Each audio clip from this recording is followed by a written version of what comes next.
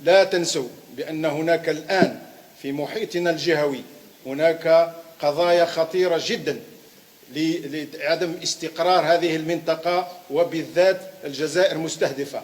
عندما نقول للمواطنين بأن هناك عمليات أجنبية خارج الوطن تريد ضرب استقرار البلاد، ها هي الدلائل، ها هي الدلائل اليوم.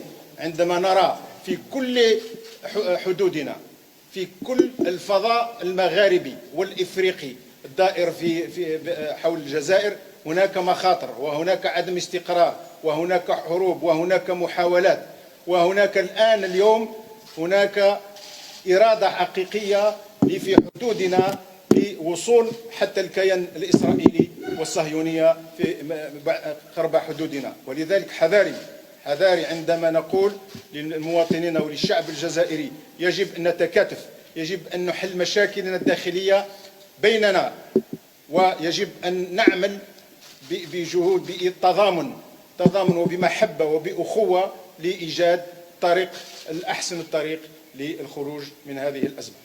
لذلك يجب على كل المواطنين وعلى كل المواطنات وعلى كل الطبقة السياسية والنخبة الثقافية أن نكون بالمرصاد ونعمل جاهدين للحفاظ على استقرارنا وحماية شعبنا. شكرا جزيلا.